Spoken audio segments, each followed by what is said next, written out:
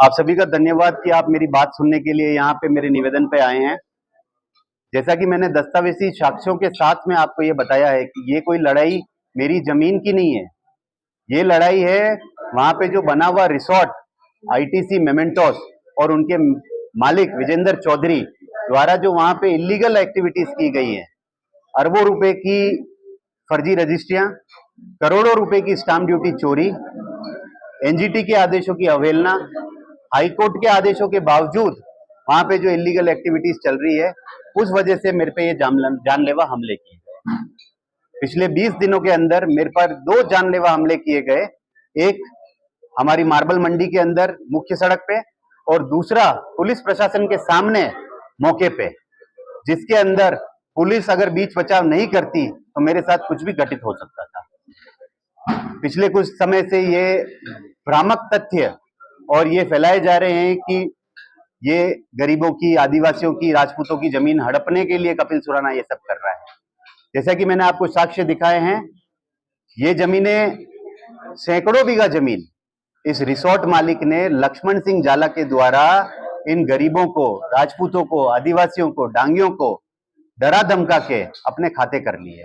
और सबसे बड़ी बात यह, आज की तारीख में भी लगभग 450 बीघा जमीन के अंदर रिसोर्ट का मालिक विजेंद्र चौधरी और लक्ष्मण सिंह जाला की भागीदारी दस्तावेजी साक्ष्यों के द्वारा मौजूद है, जिसके अंदर 1/4 लक्ष्मण सिंह पार्टनर है और 3/4 रिसोर्ट का मालिक विजेंद्र चौधरी पार्टनर है।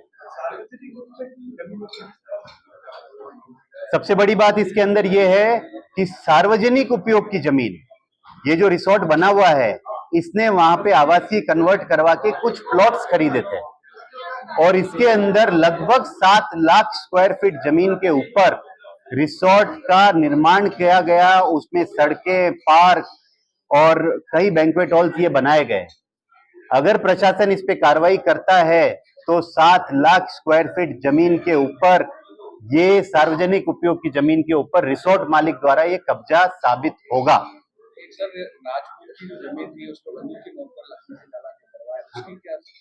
एक मैं धन्यवाद देना चाहूंगा कि एक राजपूत समाज के भाई को, जिसने कल रात को 10 बजे मुझे फोन किया और उसने दस्तावेजी साक्ष्य मुझे दिए कि किस तरह 6 साल पहले बंदूक की नोक पे उसको मार के, झगड़ के, लड़ के उसके साथ रजिस्ट्री करवाई की, उसकी 40 बीघा जमीन हड़प ली गई और उसको इस तरीके से प्रताड़ित किया गया कि उसको वो जमीन बेचनी पड़ी। और मैं उस भाई का धन्यवाद देता हूं और उसकी हिम्मत की दाद देता हूं कि वो आज हम सबके बीच में यहाँ पे मौजूद है।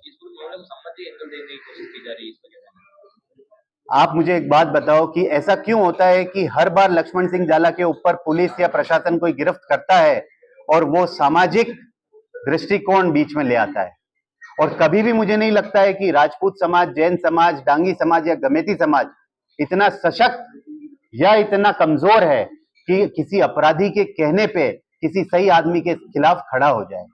आप मुझे बताओ कि कलेक्ट्री पे धरना देने की बात थी, पुलिस पे धरना देने की बात थी, कितने राजपूत समाज के मोहतबर लोग मौजूद थे?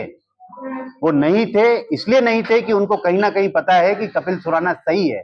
और उसका प्रमाण यह है कि पिछले 5 दिनों के अंदर मेरे पास अनगिनत फोन राजपूत समाज के आए, जिन्होंने मुझे ये कहा कि आप सही हो और जरूरत पड़ने पे हम आपके साथ खड़े रहेंगे।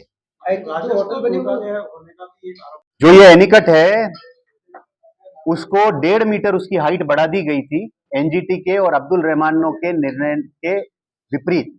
उसके अंदर एनजीटी में मैं गया, उसमें आदेश लेके आया हूं कि जल संसाधन विभाग को जो 1947 की स्थिति थी उसको बहाल करना है। और सबसे बड़ी बात यह कि उस एनीकट की हाइट बढ़ाने के लिए सबसे पहले जिसने एनओसी जारी करी वो और कोई नहीं, लक्ष्मण सिंह जाला की वाइफ हंस कुंवर जाला, जो वहां की जिला पंचायत समिति की सदस्य है, उसने जारी करी, वो भी Hg infra engineering limited company के नाम पे। जिला परिषद सदस्य तो कर नहीं सकता। यही सोचने की बात है कि जिला परिषद सदस्य कलेक्टर को कैसे लिख सकता है कि एनीकट की हाइट बढ़ा दी जाए तो यहाँ पे ग्रामीणों का भला हो जाएगा, और ये अनुमति एचजी इंफ्रा इंजीनियरिंग लिमिटेड को दे दी जाए उनकी सीएसआर एक्टिविटी के तहत। अनुमति किसने दी? उनको कोई अनुमति नहीं मिली। किसी भी प्रकार की नहीं मिली। ग्राम पंचायत ने बहुत बार लिख के दे दिया है कलेक्टर साहब को कि हमारे द्वारा इस पे कोई अनुमति नहीं दी गई है और ये जो भी गैर कानूनी गतिविधियां हुई है इनको तोड़ा जाए और उस नाले का स्वरूप 1947 की स्थिति में बहाल किया जाए। लक्ष्मण सिंह झाला पे जो मेरे पास अभी लिस्ट है, लगभग 2 दर्जन एफआईआर उनके ऊपर पेंडिंग है और मेरे ध्यान में ये है कि लगभग उसमें से 15 से 20 एफआईआर अभी भी अनुसंधानाधीन है और मैं आशा करता हूं कि पुलिस प्रशासन दूध का दूध और पानी का पानी उसके अंदर करेगा।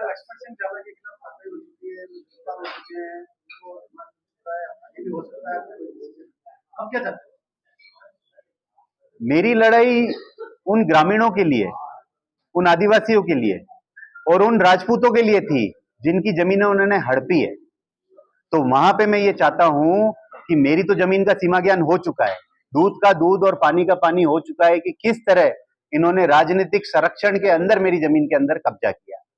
तो जिन ग्रामीणों को इन्होंने परेशान किया, जिन गांव वालों का पानी पी गए, जिनके कुएं सूख चुके हैं, तो जल संसाधन विभाग और जिला प्रशासन से मेरा यह निवेदन है कि माननीय मुख्य न्यायालय और माननीय एनजीटी के आदेशों की शब्द ब शब्द पालना होनी चाहिए।